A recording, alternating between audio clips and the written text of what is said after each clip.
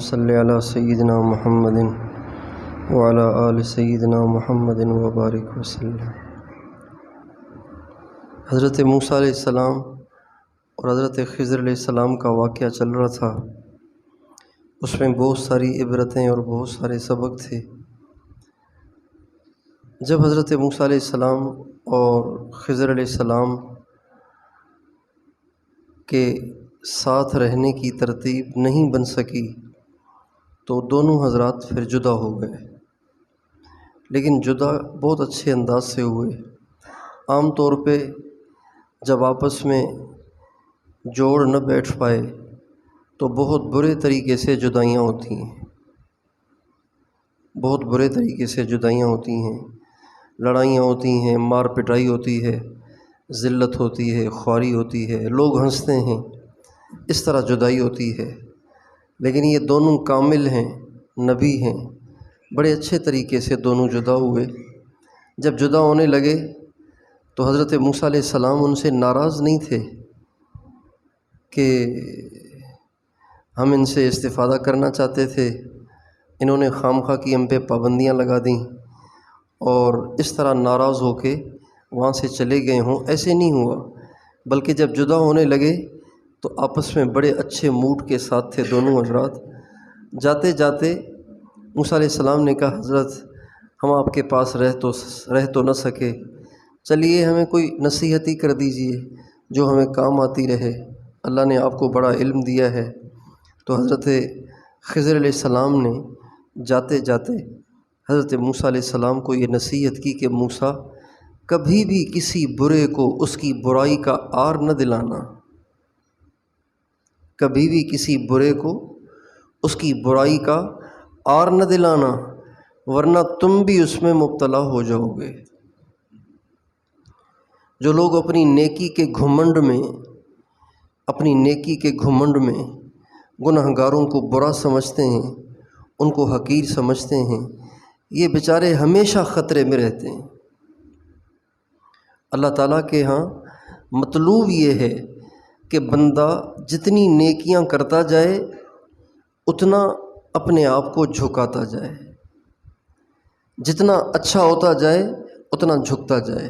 اور یہ قاعدے کی بات ہے کہ جس شاخ میں پھل ہوتا ہے نا تو وہ اکڑی ہوئی نہیں ہوتی، وہ جھکی ہوئی ہوتی ہے، اور جس میں پھل نہیں ہوتا وہ اکڑی ہوئی ہوتی ہے۔ اس لیے کبھی بھی کسی نیک کو اپنی نیکی پر مغرور نہیں ہونا چاہیے، ہمیشہ اپنے آپ کو چھوٹا سمجھنا چاہیے، اپنے آپ کو گناہ گار سمجھنا چاہیے۔ اس لیے کہ بات یہ ہے کہ اعتبار جو ہے نا وہ تو ہے انجام کا۔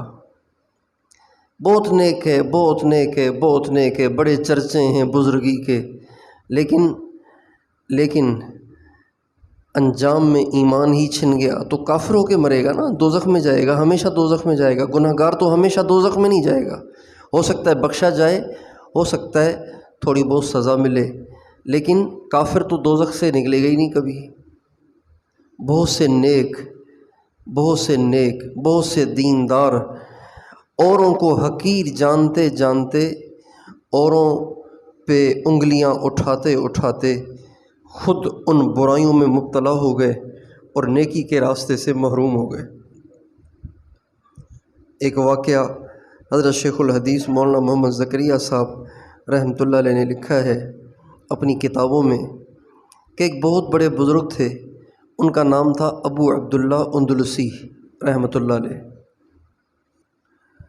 وہ بہت بڑے پیر تھے، بہت بڑے محدث تھے، بہت بڑے عالم تھے، ہزاروں ان کے شاگرد تھے، ہزاروں ان کے مرید تھے، اور بہت بڑی تعداد میں ان کی خانقاہیں تھیں جو چلتی تھیں۔ ایک دفعہ اپنے مریدین اور اپنے شاگردوں کے ایک بڑے مجمع کے ساتھ، جن میں حضرت شبلی بھی تھے، اتنے بڑے اللہ والے، وہ بھی ان کے ساتھ تھے، حج پہ جا رہے تھے،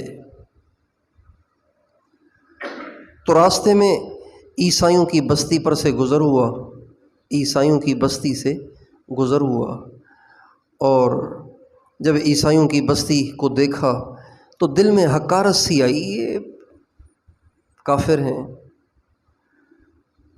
میں اتنا بڑا اللہ والا، یہ سارا اتنے بڑے بڑے اپنے زمانے کے اولیاء دیکھو نا میرے پیچھے پیچھے پھر رہے ہیں، یہ تو کافر ہیں۔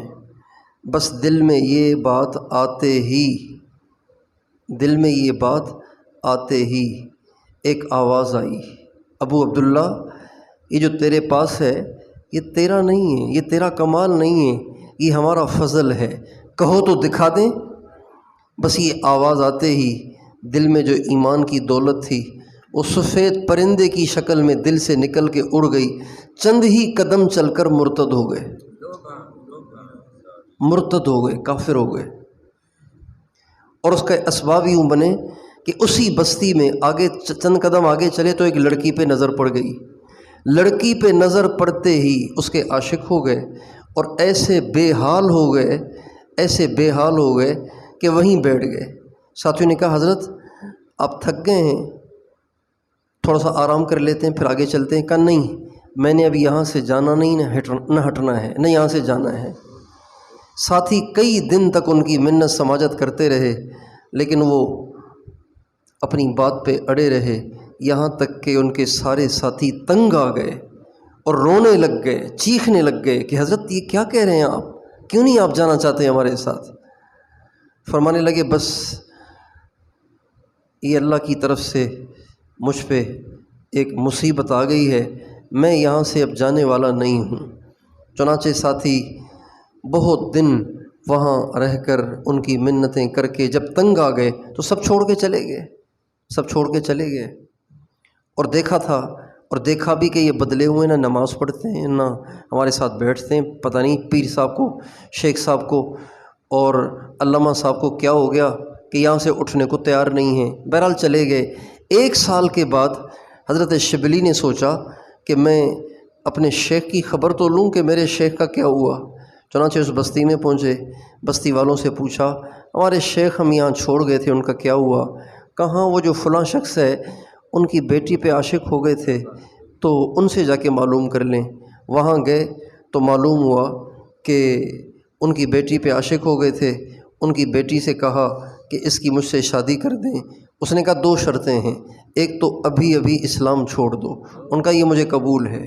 ان کا دوسری شرط یہ ہے کہ 1 سال تک آپ کو سور چرانے ہوں گے، خنزیر چرانے ہوں گے۔ تو ابھی بھی وہ خنزیر چرانے کے لیے جنگل گئے ہوئے ہیں۔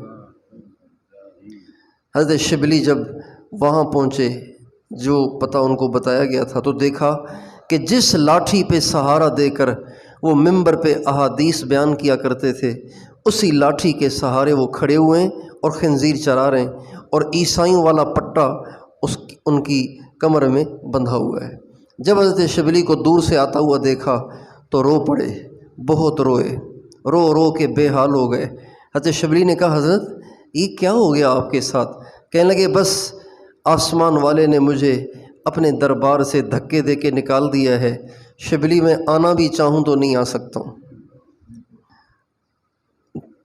تو حضرت شبلی نے کہا حضرت آپ کو سارا قرآن یاد تھا، تو کوئی آیت قرآن یاد ہے یا بھول گئے؟ کہنے لگے سارا قرآن بھول گیا، بس ایک آیت یاد رہ گئی ہے، وَمَن يُهْنِ اللَّهُ فَمَا لَهُ مِن مُكْرِمٍ، اللہ جسے ذلیل کرے اس کو کون عزت دے سکتا ہے۔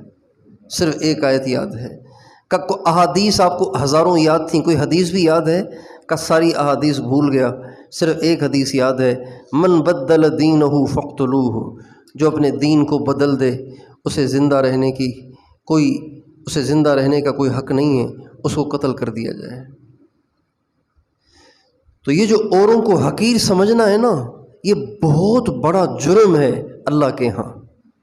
نیکیاں کر کے اوروں کو حقیر جاننا اس سے زیادہ بہتر ہے گناہ کر کے اوروں کو اپنے سے افضل سمجھنا۔ تو حضرت خضر علیہ السلام موسیٰ علیہ السلام سے فرمانے لگے موسیٰ اب ہماری جدائی ہے، اب ہماری جدائی ہے، آپ کا راستہ الگ ہے، ہمارا راستہ الگ ہے، بس میری نصیحت یہ ہے کبھی کسی برائی میں مبتلا شخص کو اس کی برائی کا عار نہ دلانا، ورنہ تم خود بھی اس میں مبتلا ہو جاؤ گے۔ پچھلے سال آیت نمبر 44 تک ہوا تھا، پھر اب یہاں سے شروع ہو گیا تھا، مجھے ذہن میں نہیں تھا کہ کہاں تک ہوا تھا، تو وہ چند آیتیں سن لیجئے۔ اعوذ باللہ من الشیطان الرجیم، بسم اللہ الرحمن الرحیم۔ واضرب لهم مثل الحیاة الدنیا كماء أنزلناه من السماء فاختلط به نبات الأرض فأصبح هشيما تذروه الرياح وكان الله على كل شيء مقتدرا۔ المال والبنون زينة الحياة الدنيا والباقيات الصالحات خير عند ربك ثوابا وخير املا۔ ان چند آیات میں اللہ تعالیٰ نے دنیا کی حقیقت کو بتایا ہے۔ اس سے پہلے دو شخصوں کا واقعہ تھا، آپ کو یاد ہوگا، دو شخصوں کا واقعہ تھا، ایک مسلمان تھا، ایک کافر تھا، اور کافر تکبر میں اور اپنی غرور میں تھا، مسلمان بیچارہ غریب تھا۔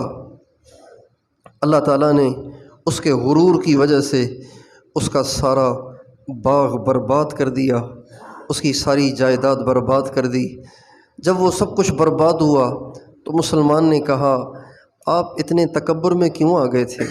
آپ ان نعمتوں کو اللہ کی نعمت سمجھ کے چلتے تو زیادہ اچھا تھا، اللہ تعالیٰ اس کی حفاظت کرتے۔ اس کے بعد اللہ تعالیٰ فرماتے ہیں، اے میرے نبی، آپ ان کو دنیا کی حقیقت سمجھائیں، دنیا کی مثال سے دنیا کی حقیقت کو سمجھائیں کہ دنیا ہے کیا۔ یہ جو کافر کو غرور ہوا نا اپنے باغ کا، جب وہ باغ میں جا رہا تھا اور کہہ رہا تھا، میں نہیں سمجھتا کہ قیامت آئے گی، یہ کام ایسے ہی چلتا رہے گا، جیسے آج تو غریب ہے تو غریب ہی رہے گا، میں جیسے آج مالدار ہوں ایسے ہمیشہ مالدار رہوں گا، یہ اس نے کہا تھا۔ تو اللہ تعالیٰ فرماتے ہیں کہ یہ جو غرور آتا ہے نا، انسان مغرور ہو جاتا ہے، یہ دنیا کی محبت کی وجہ سے۔ اور دنیا سے محبت کیوں کرتا ہے؟ دنیا اچھی لگتی ہے۔ چنانچہ اللہ تعالیٰ نے اس واقعے کے بعد دنیا کی حقیقت کو بیان کیا کہ دنیا ہے کیا۔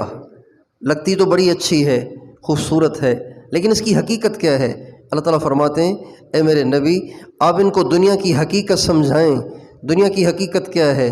یوں سمجھیں گویا آسمان سے پانی برسا اور وہ پانی مٹی میں رل مل کے جب داخل ہوا اندر تو اس کی وجہ سے زمین سے سبزہ ہوگا، اور اگلے ہی دن وہ سبزہ چور چور ہو گیا، یہاں تک کہ ہواؤں کے جھونکوں نے اس کو اڑا دیا اور وہ بے نام و نشان ہو گیا۔ یہی دنیا کی مثال ہے۔ انسان ساری زندگی دنیا کماتا ہے، ساری زندگی دنیا جمع کرتا ہے، ساری زندگی اپنی دنیا کے پیچھے کھپا دیتا ہے۔ جب جمع ہو جاتی ہے، بنگلے بن جاتے ہیں، گاڑیاں آ جاتی ہیں، پیسے آ جاتے ہیں، دولت آ جاتی ہے اور سہولتیں آ جاتی ہیں، تو خود اس کے استعمال کے قابل نہیں رہتا۔ ہے ایسے کہ نہیں؟ کہ بھئی ایسے ہے کہ نہیں؟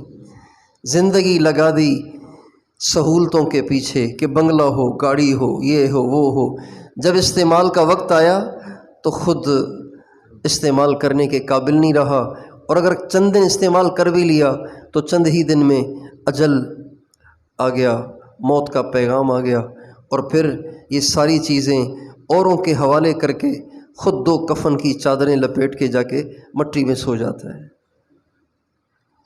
تو یہ بالکل ایسے ہی ہے کہ گھاس ہوگی اور پھر وہ اگلے ہی دن خشک ہو گئی، اور پھر ہوا نے آ کے اس کو چورا چور کر دیا اور اس کو اڑا کے بے نام و نشان کر دیا۔ اسی طرح انسان دنیا جمع کرتا ہے، جب موت کا جھونکا آئے گا تو یہ سب چیزیں بے نام و نشان ہو جائیں گی، خالی ہاتھ انسان قبر میں جاتا ہے۔ وَكَانَ اللَّهُ عَلَى كُلِّ شَيْءٍ مُقْتَدِرًا، اللہ کو ہر چیز پہ قدرت حاصل ہے۔ تو کتنی اچھی مثال اللہ تعالیٰ نے دنیا کی دی ہے۔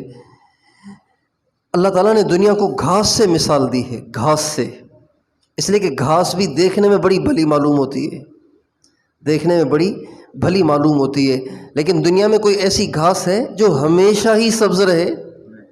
کوئی دیکھی آپ نے؟ کوئی درخت دیکھا، کوئی کھیتی دیکھی، کوئی سبزہ دیکھا، کوئی پھول دیکھا جو ہمیشہ باقی رہا ہو، اس کی رونق ہمیشہ باقی رہی ہو، اس کا حسن ہمیشہ باقی رہا ہو، اس کی تر و تازگی ہمیشہ باقی رہی ہو؟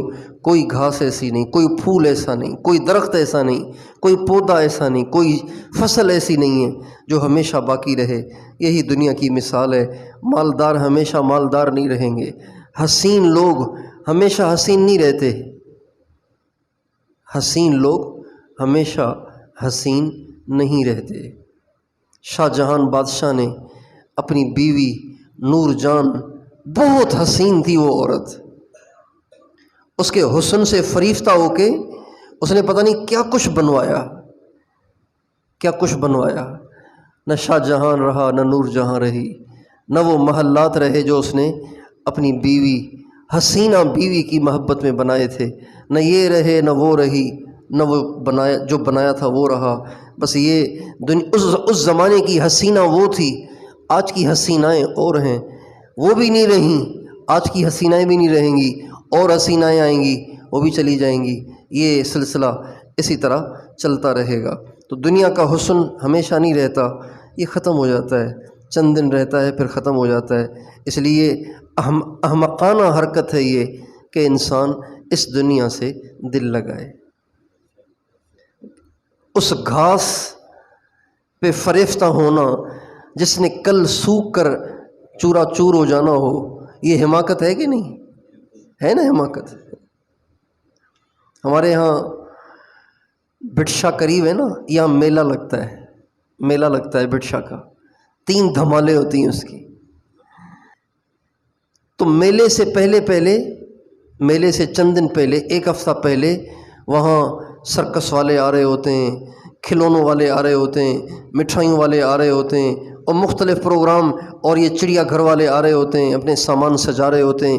جب میلہ شروع ہوتا ہے تو لگتا ہی نہیں کہ یہ بٹشا ہے، جیسے کوئی اور ہی جہان ہے، جیسے کوئی اور ہی جہان ہے۔ اچھا، جب تینوں دھمالیں ہو جاتی ہیں، آپ چوتھے دن جائیں تو کچھ دکانیں رہتی ہیں، کچھ نہیں رہتی، اور 2 دن کے بعد جائیں تو جہاں سرکس تھا، اور جہاں ڈانس تھا، اور جہاں بڑے مزے تھے، اور جہاں بڑے عجیب مناظر تماشے تھے، کچھ بھی نہیں ہوتا۔ یہی دنیا ہے۔ قزاق اجل کا لوٹے ہے، قزاق اجل کا، کیا ہے آگے؟ دن رات بجا کر نقارہ۔ اس سے پہلے لفظ کیا ہے؟ نہیں۔ اللہ تعالی ہمیں دنیا کی حقیقت کو سمجھنے کی توفیق عطا فرمائے، اور دنیا سے دل نہیں لگانا چاہیے، بس دنیا کو ضرورت کے لیے انسان استعمال کرے، اور باقی ساری توجہ اپنی آخرت پر رکھے، جنت پر رکھے، اللہ کو راضی کرنے پر رکھے۔ آگے اللہ تعالیٰ فرماتے ہیں مال، بیٹے، یہ تو دنیا کی رونق ہے، دنیا کی زینت ہے، یہ تو شو ہے، شو ہے۔ مال اور بیٹے یہ تو دنیا کا شو ہے۔ ہمارے ہاں بیٹے ہوں تو خوشی منائی جاتی ہے، بیٹی ہو تو چہرے اترے ہوئے ہوتے ہیں۔ اللہ تعالیٰ فرماتے ہیں بیٹوں پہ تمہیں ناز ہے، جبکہ بیٹے تو صرف زینت ہیں، دیکھنے کے ہیں، باقی اور کیا ہے؟ والباقیات الصالحات خیر عند ربک ثوابا وخیر عملا، اور باقی رہنے والی نیک چیزیں یہ تیرے رب کے نزدیک زیادہ بہتر ہیں، اجر کے اعتبار سے اور توقع کے اعتبار سے۔ باقیات الصالحات سے مراد، مفسرین فرماتے ہیں کہ اس سے مراد نیک اعمال ہیں، اور ایک حدیث میں آتا ہے کہ اس سے مراد نیک بیٹیاں ہیں، نیک بیٹیاں۔ الباقیات، باقی رہنے والی، کیا مطلب؟ ان کا نفع باقی رہتا ہے۔ الصالحات، نیک بیٹیاں، یہ بہت بہتر ہیں بیٹوں سے۔ ہمارے نبی معراج پہ تشریف لے گئے تو آپ نے دیکھا کہ ایک باپ کو فرشتے گھسیٹ کر جہنم کی طرف لے جا رہے تھے۔ جب فرشتے گھسیٹ کے لے جانے لگے نا تو اس کی کچھ بیٹیاں چیخنے لگ گئیں، رونے لگ گئیں، چلانے لگ گئیں۔ وہ نیک تھیں، بہت روئیں، یا اللہ یہ ہمارا باپ ہے، اسے دوزخ میں نہ جانے دے، اسے معاف کر دے۔ بہت روئیں، بہت روئیں۔ اللہ تعالیٰ کو ان نیک بچیوں کا رونا اتنا پسند آیا کہ ان کے رونے پہ اللہ نے اس بدکار باپ کو جہنم سے نجات دے دی اور جنت دے دی۔ والباقیات الصالحات خیر عند ربک ثوابا وخیر عملا۔ یہ بھی حدیث میں آتا ہے کہ باقیات الصالحات سے مراد سبحان اللہ، الحمدللہ، لا الہ الا اللہ، اللہ اکبر، لا حول ولا قوت الا باللہ العلی العظیم، یہ اس سے مراد ہیں۔ یہ بھی نیک اعمال ہیں، تو نیک اعمال مراد ہیں اس سے۔ اللہ تعالی ہمیں زیادہ سے زیادہ نیک اعمال جمع کرنے کی توفیق عطا فرمائے، اور دنیا کی محبت میں گرفتار ہونے سے بچائے، اس لیے کہ دنیا کی محبت ہر برائی کی جڑ ہے۔